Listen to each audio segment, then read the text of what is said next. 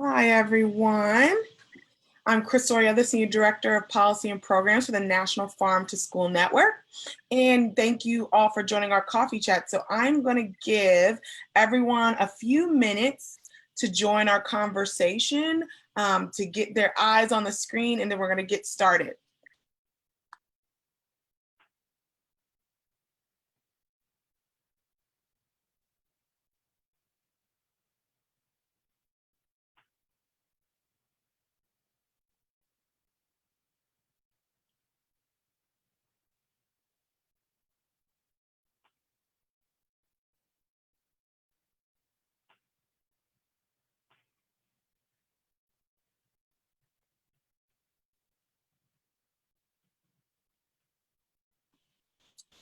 Okay, again, I'm going to give everyone a couple of minutes to grab something to drink. Me, coffee. I'm obsessed. And Kiana's got her coffee too. So give everyone a chance. Sorry. No, what were you going to say? Green tea, different from green caffeine. Tea. See, you better than me. I need like 8 of these to survive. So everyone grab your drink of choice. For me, it's coffee, Kiana green tea, maybe some water. And then we'll give people a couple more minutes and we'll get started.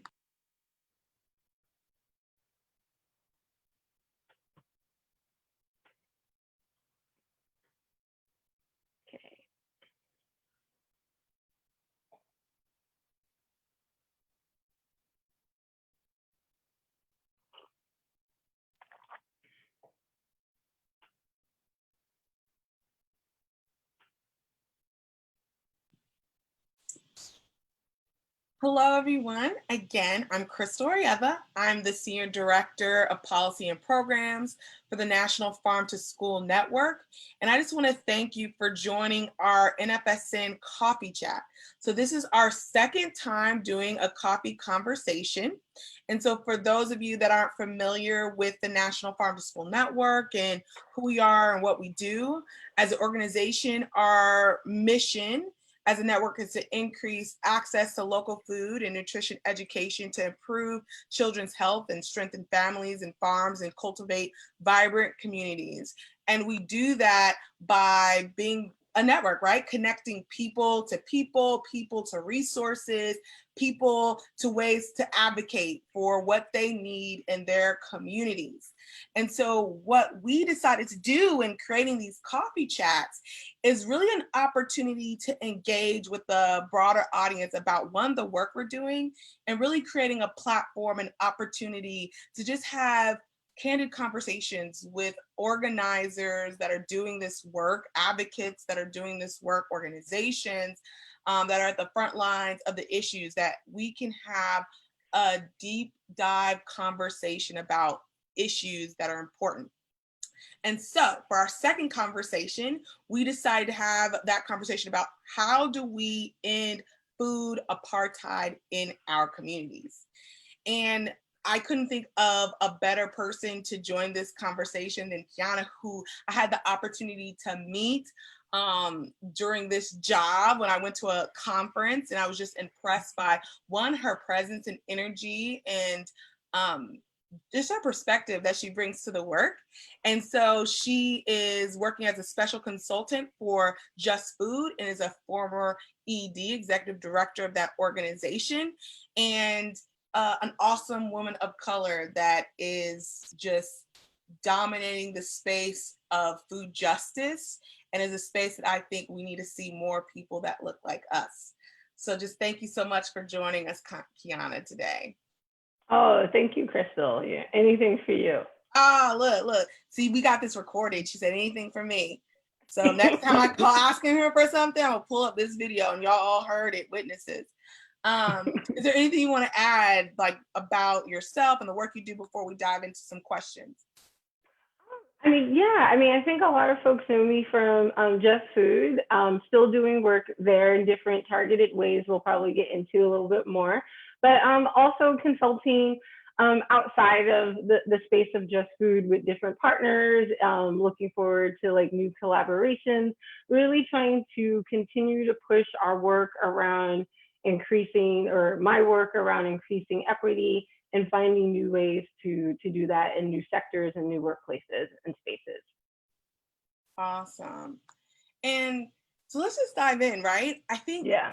the first thing we have to talk about if we're going to have this conversation about how to end food apartheid is just what is that, right? Like, I think Hmm. that might be a new term to a lot of people watching or that are in the network. So if you had to describe what does that mean or and what is that issue, food Oh apartheid? yeah, I think it's so important. So I'm really glad we're going to jump right in. So one thing to know when we're talking about like the concepts of food and food apartheid in particular is that you might hear different activists and organizers use this term.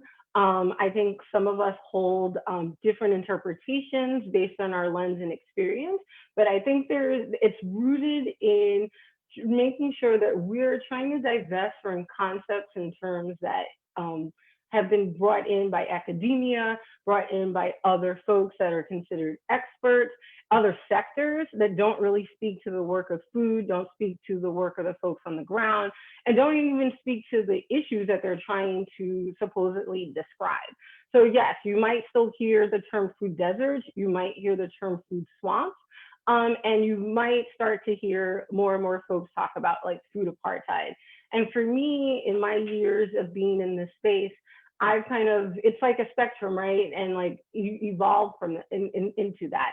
So for me, like the term food apartheid, and I think a lot of us would share it, even if our interpretations are different, it speaks to the purposeful segregation of resources, how we disproportionate people who have been impacted, in particular Black, Brown, Indigenous folks, other marginalized folks as well, how we've been geographically isolated as well as economically isolated from healthy food, as well as the self-determination of deciding what our work and natural environments are and where we live, and also how we build the tools that we need to dismantle the inequity.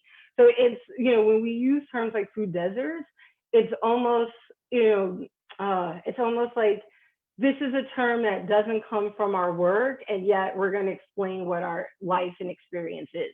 And so for a lot of us, it just doesn't speak to that. But what I think is important when thinking about food apartheid is, or different concepts, and if you're growing into that understanding is the work that you're doing or the efforts that you have self-determined? How self-determined is it by the folks most impacted? Are these either the tools to dismantle oppression, or are these models and ways that are continuing to perpetrate it, whether in the guise of charity or just, blatant oppression? Is there in this term in food apartheid, like, are you divesting from ways that folks that are most impacted actually have the decision-making power? They go from being impacted to active decision makers, active action. Are they no longer being marginalized and actually being censored? And is this speaking to how folks can thrive and survive based on the tools, resources that have been historically divested from them? Or are we talking about ways to bring those things back? So I think when we are talking, when we're thinking about food apartheid or even how to dismantle it, that we need to see that it is an intersection, it's infrastructure, and it's very purposeful. And so it's an intersection of food, income, housing, health, and gender. And those are also ways that sometimes they will disproportionately impact us. So we all are impacted by food apartheid, but disproportionately Black and Brown Indigenous folks are. And then when we look within those communities by other, socioeconomic lines, gender, class, then you see even more disproportion in the inequities there. Mm-hmm. That makes a lot of sense. And I think to your point about these words that they're academic, but they don't really grasp the concept. And that's what I've always felt and thought about those terminologies. And though sometimes I'll use it so people understand what I'm talking about, Right. it's that difference between, like, when you talk about food deserts or swamps or one of those terminologies, it's talking about maybe a symptom or this one issue, this one point Right. of this cycle, right, of oppression. versus a food apartheid allows you to see the whole system, to see the whole, and like like what you just said, the intersectionality of those issues. And so just Mm-hmm. from your perspective, I know there's a lot of debate about like what terminology to use. Do you feel like there's space still to use those other terminologies, or do you feel like those terminologies have become harmful in the conversation, or they're okay as long as you use them still with the lens of looking at the intersectionality, still looking at food apartheid? Because I always wonder about Mm-hmm. terminology, and sometimes I feel like because they're all based on an academic, we get so caught up in a word to define a state, a state Yes. of being a people of color, that we get so caught up in the theory of it instead of like focusing on the solution. So I'm not sure if that resonates with you as well. Oh, absolutely. I mean, I think for me, the more I do this work, and even now in this kind of, as we like transition in the new normal of like a COVID society, I think for me, food desert is a term that I definitely divest from and will always lift up, that I can't speak to it or I don't see it. If anything, I do think is very harmful. Food swamps, I think for some folks, that's kind of like their bridge and their spectrum. But I think what's important, and you're totally right. Like if it's good to kind of understand the concept so we know what we're talking about and what other folks are talking about. But I also think it's important to continue to find ways that it makes sense and contextualizes for you and as you evolve. So I would say for me, as my work and my lenses evolved, food, I use food swamp less and less. I think also because food swamp kind of speaks to still a natural environment, kind of like, I think like the bridge from food desert. So if you're trying to get a little bit better in the terminology or trying to find, I think for some folks, people feel like apartheid sounds too harsh or rough. And to me, I think that's just where we're at, and that's just what it is. So I think when we still kind of use terms that are nature based, it still kind of speaks to like, oh, this might be found in nature. But again, what we're talking about is purposeful segregation. That is not nature. That is not nature based, nor should we be lulled into feeling like it can or should be, or it just kind of happens that way. Our neighborhoods are, neighborhoods have historically been redlined, so that didn't just happen that way. What kind of food comes in our neighborhood, what kind of food comes out, even the narrative. A lot of times I still will hear folks, even in academic spaces or in panels where I'm supposedly around folks that are experts, they'll always use that term of food deserts, equating Black and brown spaces and Black and brown work, and also intentionally and unintentionally marginalize what has either been there persistently and have been mostly unheralded work and struggle, or to always speak from a lens of scarcity. And I think that is also another like oppressive tool. So I think for me, it's like if food swamp still speaks to you, really kind of challenge or push yourself to say like, does that still speak to the systemic inequity? Are you able to use that term and describe the systemic purposeful infrastructure of oppression? Is it speaking to you around the intersections of that oppression and that work, food insecure and housing insecure, and how those two come together? Does it feel like it's even something you would say based on the work and the folks in your community and the partners that you have? Do you use the term swamp often? Do you look around your neighborhood and like, oh, I'm in Bushwick, this looks like a swamp to me? You do. And there's definitely places in America that would speak to that. Maybe that would be a word or term that you would feel more comfortable with. But I grew up in the Bronx. I live in Harlem. It is way too developed to feel like swamp. And I just really like the point that you made that I had not thought about how that when you use the terminology swamp or desert, that it's a natural based thing. And what has been done to our communities is not natural. Like you said, it doesn't just occur in the environment, that it is purposely done. Like, Yes. we're not just, we didn't just become, what we want to say, marginalized or underserved. It's like we were Right. systematically oppressed, systematically Exactly. funded, and stripped of different things to create these systems and to create these realities that we now see. And I really, really like that idea of taking away from words that are just natural, because this isn't Mm-hmm. natural, and allows for you to understand that this was done, like this was done in a purposeful way. So I just really appreciate that narrative. And so Yes. when we talk about how we do this, right, Mm-hmm. what would you say are those short term and long term either strategies or Mm-hmm. solutions, right, to have, like, to really end a food apartheid in our communities? Yeah. And so this is where it gets a little sticky for folks, right? This Mhm. is where people start sipping their tea and be like, you can't really do that. Right.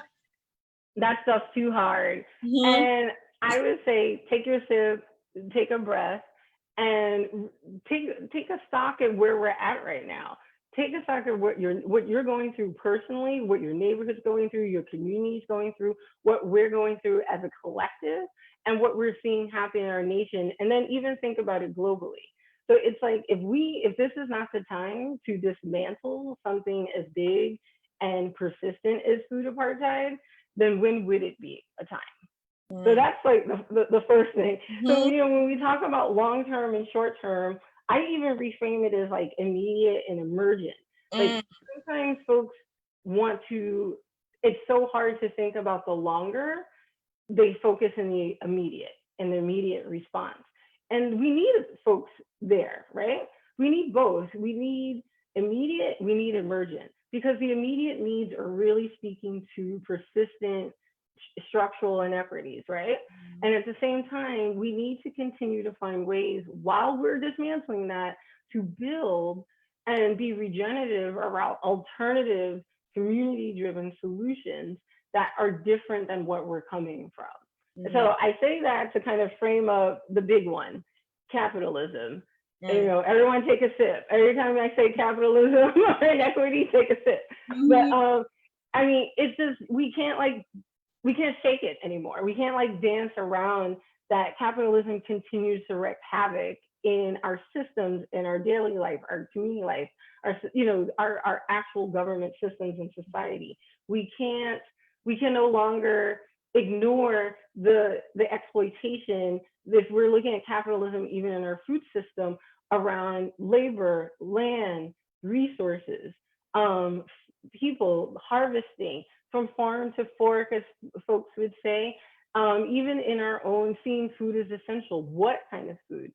Mm. We can no longer think like this capitalist system is just going through a bump and we should revert back to this system. It will only, and is what movements show us and what time has shown us, is every time capitalism has this major break, we regress into more, and then the exploitation, the extraction increases, the Mhm. lack of solidarity increases, the labor and expectations on our bodies increases. Mhm. So this should maybe be the time in the midst of everything of saying like, no, this is not working in our food system, it's not working in our society, and there are feasible existing steps that are emergent that can get us further out of it. So the long term is like dismantling capitalism, spoiler alert, the short term, the emergent is decreasing our reliance on capitalism, decreasing our reliance on that as our economy. And in the realm of food, continuing that and decreasing our reliance on models and support that are rooted in charity, which is connected to emergency. A lot of times that looks like donations or just free exchange, and really kind of deciphering between what is mutualism, volunteerism, shared labor with each other, versus how, in America in particular, how charity has kind of used mutualism as a guise to solidarity. And like this is those times to really unpack that. So to kind of like, to be fair to unpack that is looking to support existing solidarity-based models that are rooted in our communities, in our region, that are good for the land, good for the air, good for the soil, good for us, good for each other. Are there regenerative practices that speak to the ways that we want to support land stewardship and leverage what's here, undo some of the exploitation and impacts, that negative impacts that we had? Can we use this as a starting point to also figure out how to build, social currency, cultural currency, Mm-hmm. money currency amongst ourselves? Mm-hmm. Supporting whether they're groups, business, and everything in between, individuals, businesses, nonprofits, just unincorporated groups. Are we finding ways to work with each other more to Mm-hmm. build the dollar that we have while we're still working on, divesting, encouraging genuine investment, right? So to dismantle the apartheid that has been here. Mm-hmm. Are we bringing funds that are coming in so we can then reuse them, repurpose them, multiply them in our alternative sphere, where Yeah. it's I'm supporting the farmer that I know and trust. I'm building a shorter value chain to the food. Mm-hmm. They're getting the price that they need and deserve because I believe in, environmental stewardship and healthy food and access. And his or her or theirs farm viability is crucial to my viability. Right. And I see that with not just how I procure food from them, how I buy food from them, but also how I support them in their work.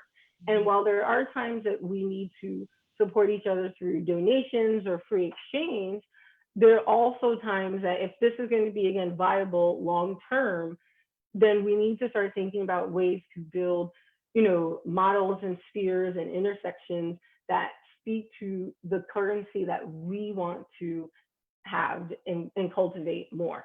Yeah. Money is a big part of that, but it doesn't always. We can generate money that doesn't necessarily speak to extractive capitalism, and I think Yeah. food gives us that piece that can, food and art, but food in particular gives us that opportunity to do that and to see that. So And, I would say that's like a big one, but mm-hmm. I think it's also a feasible way that we can do now. If that's supporting your local CSA, Mm-hmm. if that's supporting your local farmer, if that's making sure that your work is connecting to procurement or a contract where that farmer or multiple farmers can get money in the existing channels, but know like that food is coming to folks that deserve it. They're getting a quality of food and less reliance on emergency models that come in and tell us in our communities that we drop in food and whatever food you get, be Is what you happy with it. get and be thankful for it. Um, Exactly. And I think surplus that, equates food, or surplus yeah. doesn't equate food waste. But in fact, we know that a lot of times that surplus food, again, from an inequitable and inefficient capitalist system, Mm-hmm. actually created surplus on purpose. Mm-hmm.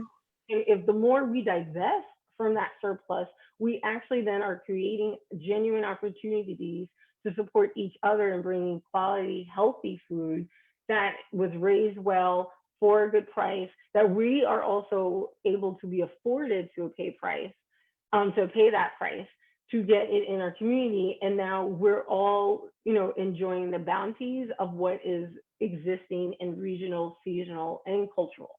Right. And I think to that point, what is so important when you have this conversation about like charities or nonprofits and our space or our funder space in this conversation. And I think we're starting to get closer to realizing what this has to look like. But it's this, hero complex, no Yes. matter how you show up, but this idea Mm-hmm. that the solutions lie with those that discuss this work in theory versus the solutions lying with those that live this as a reality. And I always try to explain that to in any space that I'm in any role that I'm taking Mm-hmm. on, my personal job or just as an organizer and grassroots person on the ground, um, is that the innovations around serving communities have been happening for a very, very long time. Mhm. Continuously happening, but there's this idea for some reason, this divide that you see sometimes with funding mechanisms or with like large organizations that they've just invented this idea and it's going to be the solution for all of these communities instead of saying here's resources to do and continue to do and to invest in how you feel is the Exactly. best serve your community because you've been doing the work already. And I think what's really Exactly. going to be interesting for me, especially after this crisis, and we look at these like mutual aid models that are all over the country that are the definition, I think, of grassroots in the sense that these aren't nonprofits, these aren't 501c3s, these are just people in their communities that came together and said, okay, people are in need. How are we going to do this? Right? Like, how are we going to address the needs? I have this, you have that, you have that. Okay, this is how we're going to build this system to make sure that we're all okay, to make sure we're all going to survive. And I'm just interested to see how we can make sure that those community grassroots based organizations survive past this, right? Yeah. So that they can continue to build that infrastructure that's needed to address the needs in their communities. So, Yeah. what have you specifically been working on, right, in your roles as a Yeah. consultant, or like what things would you like to highlight as like current projects that you feel like are really going in this direction? Yeah, no, thanks. Yeah, I agree with you. I feel like I what I would like to amplify in that is like, in our solidarity economy, or when we think about building solidarity, there is an element of mutualism in it in terms of like the people power. I Mhm. think what we need to continue to see, and what I think mutual aid efforts are finding now and are going to find in the long haul is how to actually build and foster infrastructure and viability, Yep. how to galvanize people power, and also, again, like what is how viable can this be beyond addressing an immediate need? Mhm. And I think, again, it's like that, the further intentional steps around decreasing their reliance on emergency models, on donation based only, on, connecting to maybe the larger systems that are really using those spaces, free fridges, um, you know, other mutual aid efforts. How many times are that, when you look at that, it's really connected to donations only, Mhm. or emergency food, or say going to say like, I saw one group that was only buying from like large wholesalers. You're Mhm. not buying from your community. You're not buying from folks, and you're not buying from folks that are going to be there not during a crisis, post crisis. Mhm. Because if this is our new normal, we can't keep supporting the band-aids. And I think there are more opportunities around, when we think about solidarity economy and looking whether internationally or looking within our region, it's how do we build those connections. So if you thought a free fridge was helping, in the summer months, it's not going to really get you there in the winter months. But what could be is a food hub. How Mhm. do you build a food hub that's community based? There are opportunities and ways to kind of think through that. If you wanted to, shorten the value chain and get food access to folks, the more you're less likely to only get or rely on donations, people, so the labor doesn't burn out, or you're only relying on volunteers, the more you're actually able to say connecting to a CSA model or a community run farmers market, or even farm stands. Like, these are models that are probably existing in your neighborhoods now, could more than likely use resources and bandwidth, but can be community driven. So the folks that are, have the rights and are leveraging their rights to grow, sell, and determine what comes in their neighborhood, they then become the decision makers. So it's less about addressing what we see as right in front of us, because we're working with other folks that are doing other pieces and building like a stronger chain for the longer haul. And I think those are where I'm hoping there's some of the potentials and the solidarity measures that we see moving forward is let's minimize duplicating efforts or potentially exacerbating charity-based efforts that actually keep us more in the realm of food apartheid. If there are more if there are more folks on a pantry line, that's a food security model. That's a model that's not trying to get them self-determined not to be food insecure. Yeah. So the expectation is you'll always need food, Mhm. not this is a way to get you a job or help build job creation, healthy job creation in your neighborhood, or to bring healthy food because you deserve quality food, peak harvest, freshness, or you decided who is growing your food, whether it's in, it's coming culturally or seasonally. Mhm. So when we support efforts that kind of keep us in that realm in the long haul, then more of us, especially now even in COVID, if more of us are in that realm of need and food insecurity, models that keep us there will only increase the food apartheid that we're seeing in our communities as opposed to dismantling. So Right. I think it's, when we start to see that the most impacted become not the most given, not the most served, but the most active in decision making roles, I think then we start to see the difference between what is like a Can I just stopgap stop right measure and there? what's a long term No, no, measure. no. Yeah. I need you to repeat that statement one more time. Okay. I'm gonna Oh, make sure I do it right. let me get my So, pen. 'Cause everyone that knows me knows. I write down things. I have like what I call my little dream shirt journal. Things I mhm. want to wear. And what you just said, thank you, is gonna be, I'm gonna wear it as a shirt. And when I make one, I'll send you one so you have it. Please. Go ahead and say that one more time. Okay. I'm gonna hopefully I say it the right way. It was so But good.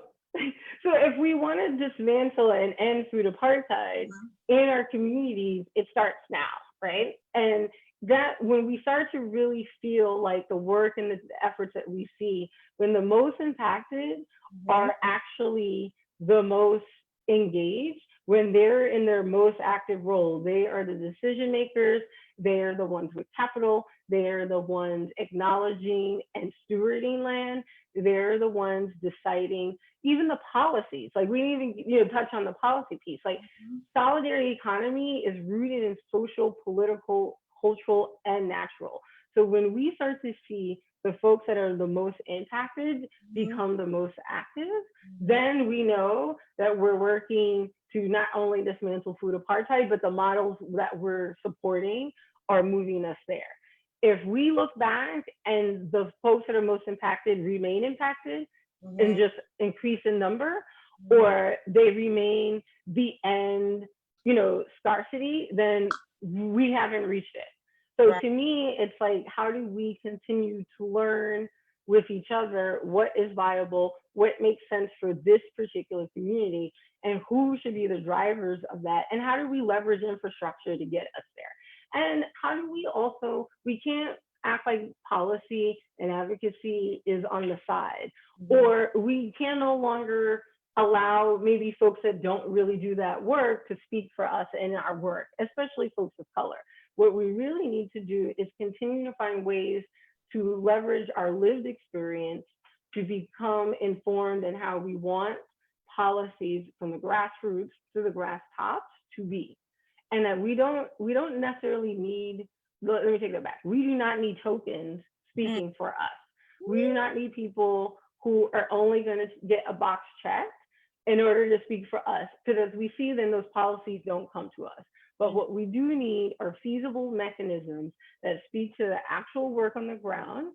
And those folks continue to find ways to be not just change makers, but also inform the grassroots policies that we want to see. We need to push the existing resources and capital that exist towards the work that we want to do. So then again, if we're the decision makers and the most impacted become the most active, that's not just in growing, that's also in policy. That's also culturally, that's also socially, that's also in the food system. So Mhm. that's when we start talking about truly people power, Mhm. is ensuring that our models and using food as a driver to change is doing that step by step collectively. So every time we need to check ourselves, we are checking to see if is this really decreasing up, part time, and are we really living up to what we want to see? And that's why to me, like, it really speaks to coming back to like food justice and food sovereignty, where it's not just my voice is heard, but I am actually working with others to build the systems that I want to live in, to build the environment that we all want to live in, and that it supports and connects you no matter what part of this chain or what part of this community we're building. This economy is and of us and for us. Right. And so when you look at roles, right? And Mm-hmm. the different roles, I'll look at it from like our network, right? In two Yeah. parts. So when you look at the role schools or nonprofits Mm-hmm. play, um, and nonprofits specifically like National Farm to School Network, like what roles do you feel like schools and nonprofits like our organization can play in Yes. an active way, right? Um, Mm-hmm. of breaking down and ending food apartheid. Yes. I mean, I'm sure, you know, what I'm familiar with the work of National Farm to School Network. I think there's been, great strides that you all have made with your partners throughout the country on, tackling, policy and trying to connect more, farm to school opportunities and initiatives.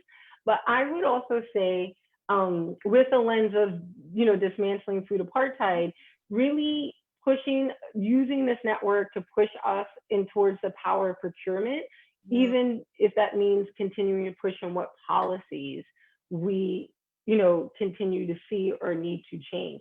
Are there ways regionally, and from hyper local, so engaging more hyper local production, more hyper local opportunities? mm, Like, are we leveraging the power of procurement to be, seasonal, value add? Are we creating opportunities for schools to be spaces, especially now when the spaces themselves are so in flux? right. Like, are we using the power of procurement, the power of space to galvanize not just people power, but opportunities for community food education? Are we using these opportunities for job creation? So, Mm, in the power of procurement, are we ensuring that we're trying to engage as many folks in the power of aggregation into getting the foods that we want, whether in existing policies or leveraging the spaces and working with our school partners to figure out what are some smaller, more grassroots opportunities that can be on those sites or in the community? Are we reimagining our networks? Are we reimagining sites? Can this be a base, like you said, of innovation and neighborhood resiliency? So thinking of it in different ways, not just the existing work that we do and how we get funding, but are there ways that nonprofits like Just Food, nonprofits like National Farm to School Network, other partners that we have in space, are we pushing policy to make sure that as many resources come down to the ground as possible, and are folks being trained to learn from the ground up how to build the food-based economies that they want, how to build those relationships with local seasonal farmers, how to encourage farmers to build to scales that are feasible for them, and then how does that connect to either existing channels that is so much work has been done, say, in policy and procurement, but also are there new ways or different ways that we can see? Are there other ways that there are, scale? Like, are we acknowledging that sometimes aggregation supports smaller farmers? And can schools, facilities, or network be more of a hub of resiliency and mm, less this antiquated, chain of inequity?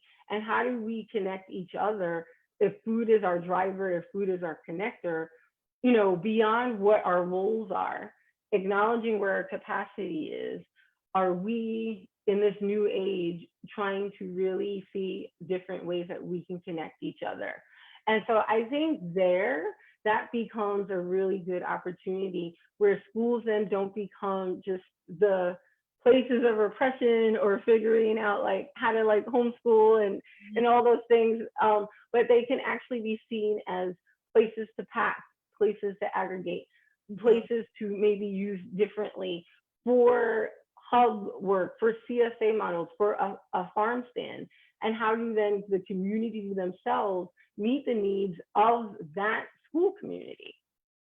Yeah. And you know, and not see teachers also, like, teachers are people too, and not just see teachers as, you know, the barriers, or administration as our barriers to change, but finding where to meet in the middle, where we're able to, again, to see each other as agitators, and work in solidarity, as opposed to our past persistent channels of disconnect.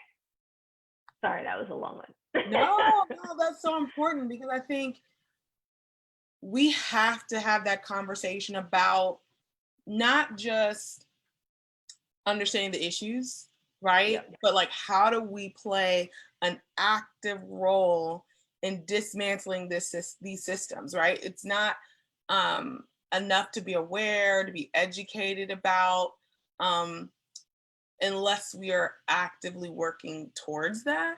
And I think that is a key conversation for this movement, and I'll say the food justice movement as a whole, is because I think a lot of this movement, right, has a history of being unintentionally so. I will say this. I think doing what you said earlier, propping up the existing system, because the idea is, because it's based on that hero complex, right? Of like, Yes. I know what you need.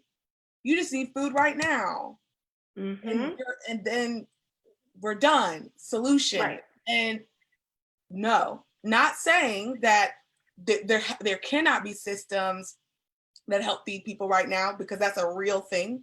There's real people that I've delivered food during this pandemic to people that were in tears, not knowing how they were going to eat. That is a reality, not just during COVID, but for every day for people. So not to downplay that, but unless you are also parallel to that, building the infrastructure, putting resources in all of these fundamental places, so that the food pantry model doesn't need to exist, right? Because that should be our end goal. Exactly. Like, we're trying to feed you now while we build something so this isn't needed anymore. So now, why do we need this? Do we need this because they're not, minimum wage is a problem? Do we need this because there's not access to jobs in certain communities, access to healthcare, access to housing, access to all of these things, right? Access to owning our own grocery stores, having, like you said, food, owning every single aspect. That's the key.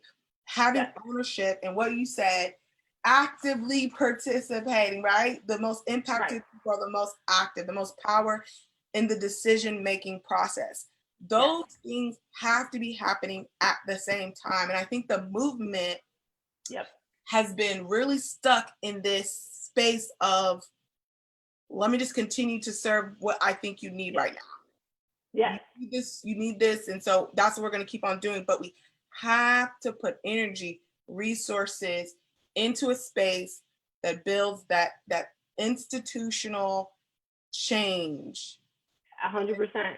Because something that you touched on that we both pick up so much and so often, that I want to make sure folks, really hear, is like, charity, no one's gotten fully fed or fully free from charity. And there's definitely, folks that, would speak to that and say that in a more eloquent way. But there is white savior complex rooted in charity. And there's an element of, I need to feel charitable in this engagement. So that has no space. Self-determination has no space in charity, because it's not meant for you to become the liberated, self-determined decision maker. It is, I feel good when I come in and fix your problems.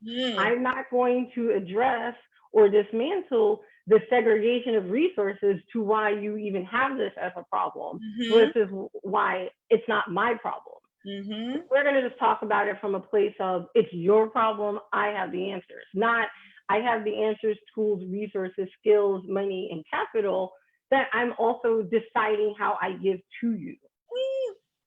So it's like we're never going to get, you know, you're going to always have a savior complex in charity, no matter how intentional or earnest it is. So if we want emergent or long term, or if we want something that's active for us, we have to divest from that.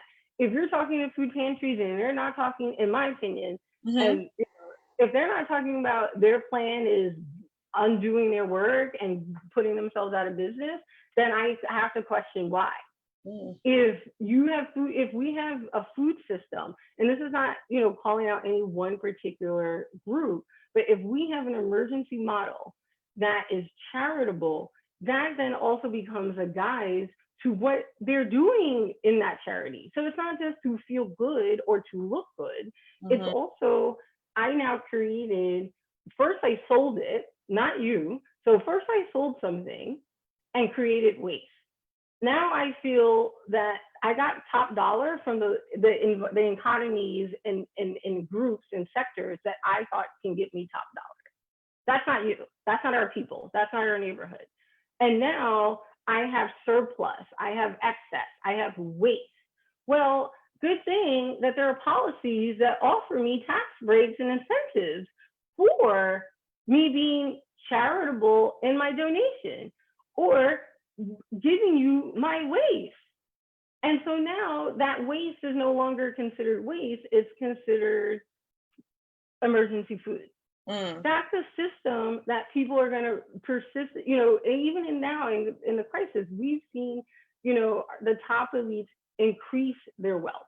We've seen pantries and models increase in government dollars, in giving dollars. That is not, if none of those people have been less food insecure. Temporarily, yes. Long term, no. So this charity model then must become and maintain, it's no longer emergency, it's persistent. So this is exactly what we talk about when we talk about food apartheid, and why, to me, I have to use that term. And I have to make people uncomfortable. And I have to make, I hope, other people galvanize behind that, because it needs to be sharp. You need to hear that. We need to get out of the comfort of feeling good about donating food. We need to get out of the comfort of feeling good about passing one bag tonight, but not thinking about if that person's going to eat in 2 weeks or when it gets cold. Because then we need to push ourselves to build amongst ourselves on how to push the existing divestment to turn into investment, but to also leverage what we have amongst ourselves to figure out how we move on. So it's not about crisis, it's about how we thrive and survive. Yeah. This has been awesome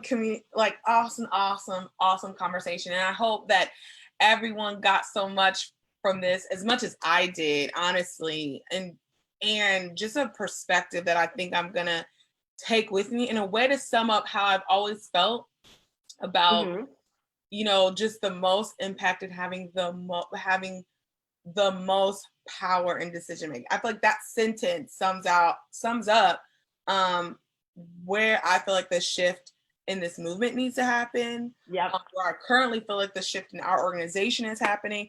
So again, I just want to thank you so much for taking the time to have a coffee chat with me and the rest of our family here on our Facebook page.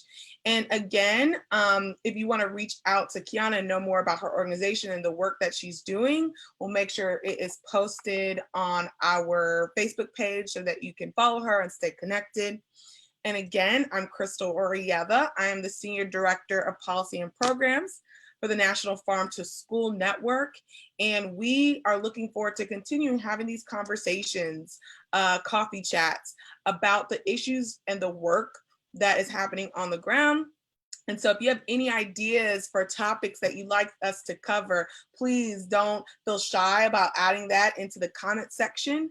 And we will see you later. Enjoy your coffee. Thank you. Thanks, Crystal. Thanks. Bye, guys.